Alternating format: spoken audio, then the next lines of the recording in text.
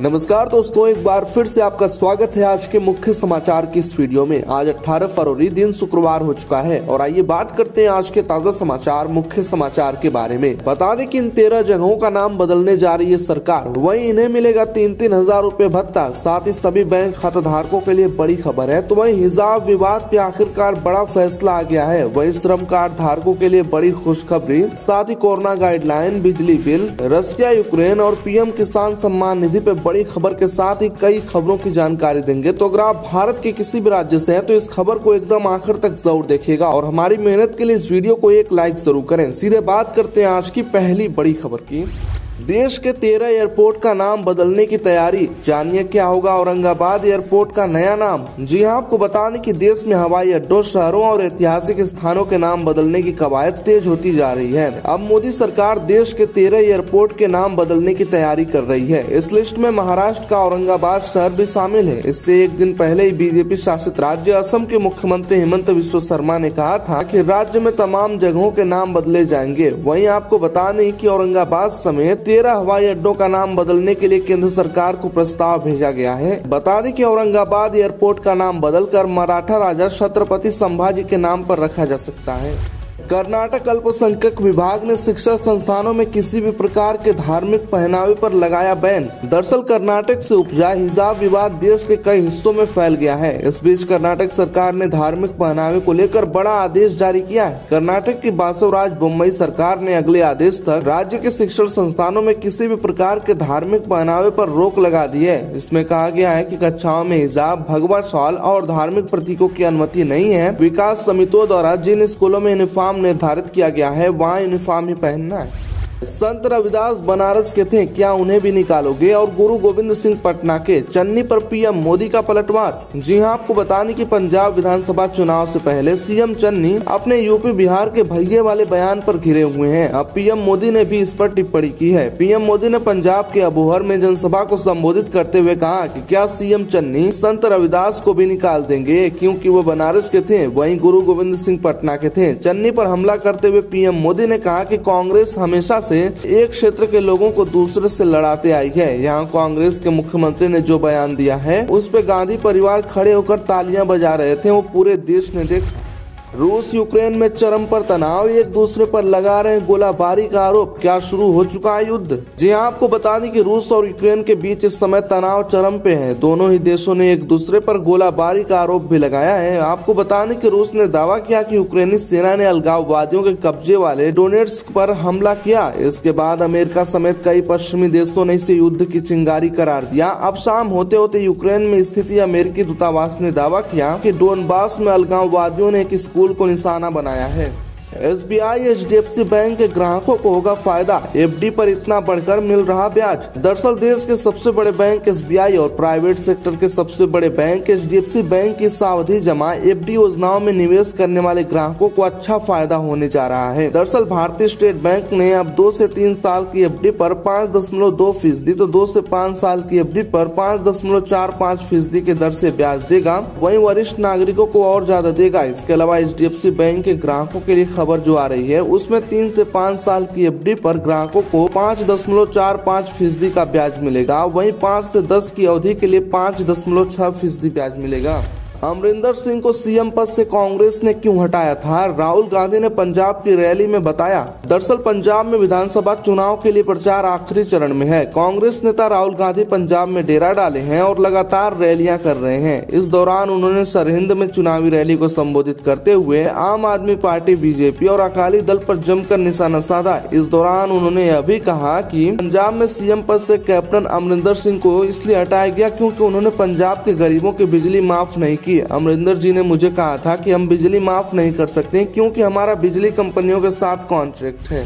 ई श्रम कार्ड धारकों के खाते में भेजे गए 1000 रुपए, अकाउंट में नहीं आए पैसे तो जल्द करें काम। जी हां, आपको बता दें कि कोरोना काल में आर्थिक मंदी से जूझ रहे श्रमिक वर्ग के नागरिकों के लिए श्रम और रोजगार मंत्रालय की श्रम योजना काफी मददगार साबित हो रही है। आपको बता दें कि इस योजना के तहत सीएम योगी ने नवंबर-दिसंबर महीने की किस्त लोगों के खाते में भेजी है। सरकार ने पात्र लोगों के खाते में 1000 रुपए ट्रांसफर कर दिए हैं, लेकिन अभी भी बहुत सारे लोगों के खाते में पैसा नहीं आया है। तो ध्यान रहे, दूसरी किस्त जो है है वो विधानसभा चुनाव 2022 के तुरंत बाद लोगों के खाते में आ जाएगी। तो अगर आपने कार्ड अभी तक नहीं बनवाया तो आप बनवा सकते हैं। कोरोना के केस घटने पर अब नाइट कर्फ्यू नहीं, दुकान संस्थान रात तक खुलेंगे, कार्यक्रमों में संख्या पर पहरा नहीं। जी हां, आपको बता दें कि हरियाणा में कोरोना को लेकर लगाई गई सारी पाबंदियों को सरकार ने हटा दिया है। अब न तो प्रदेश में नाइट कर्फ्यू रहेगा और न ही दुकानों या अन्य संस्थानों को खोलने या बंद करने का कोई समय निर्धारित होगा। मुख्य सचिव संजीव कौशल ने एक पत्र में कहा कि हर तरह की पाबंदियां हटाई जा रही हैं। हालांकि पत्र में राज्य के लोगों से अपील की गई है कि वे सोशल डिस्टेंसिंग सहित कोविड उपयुक्त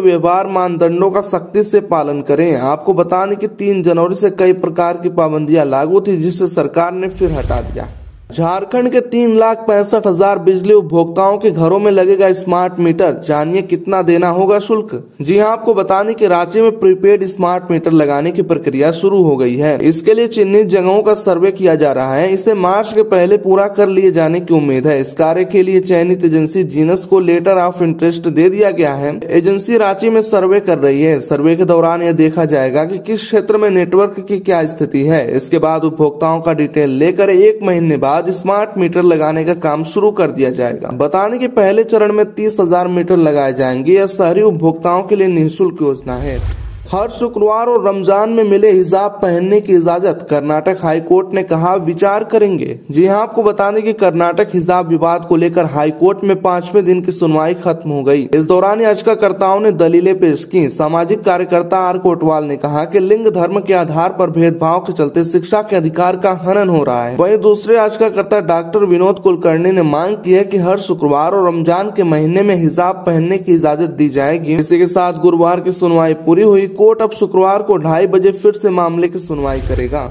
आरबीआई ने इस बैंक का लाइसेंस किया रद्द, कहीं आपका भी तो नहीं है इसमें अकाउंट। जी हां, आपको बताने कि भारतीय रिजर्व बैंक ने एक बार फिर एक बैंक का लाइसेंस रद्द कर दिया है। केंद्रीय बैंक ने महाराष्ट्र स्थित मंथा अर्बन कोऑपरेटिव बैंक का लाइसेंस उसकी कमजोर वित्तीय स्थिति का हवाला देते हुए रद्द कर दिया। आरबीआई ने एक बयान में कहा है कि 16 फरवरी 2022 को बैंक का कामकाज खत्म होने के साथ ही उसके बैंकिंग बिजनेस पर रोक लगा दी गई है। केंद्रीय बैंक ने अपने जारी बयान में कहा है कि आरबीआई ने बैंक का लाइसेंस रद्द कर दिया है क्योंकि उसके पास पर्याप्त पूंजी और अर्निंग की कोई संभावना नहीं है। वहीं दोस्तों, अगली बेहद बड़ी खबर, अब दुकानदारों को भी मिलेगा 3,000 रूपए पेंशन, ऐसे करें रजिस्ट्रेशन। जी हां, आपको बता दें कि दुकानदारों के लिए अच्छी खबर है। केंद्र सरकार एक ऐसी स्कीम लेकर आई है जिसके तहत दुकानदारों को भी 60 की उम्र के बाद पेंशन मिलने का प्रावधान है। इस स्कीम के तहत रजिस्ट्रेशन करवाने वाले व्यक्ति का भविष्य सुरक्षित हो जाएगा। आपको बता दें कि इसके लिए कारोबारी की उम्र 18 से 40 वर्ष के बीच होनी चाहिए। उसके कारोबार का सालाना टर्नओवर 1.5 करोड़ से कम होना चाहिए। इसमें आपको बता दें कि 60 वर्ष पूरी होने पर 3,000 रूपए दिए जाएंगे। इसके लिए उसे नेशनल पेंशन स्कीम में निवेश करना होगा।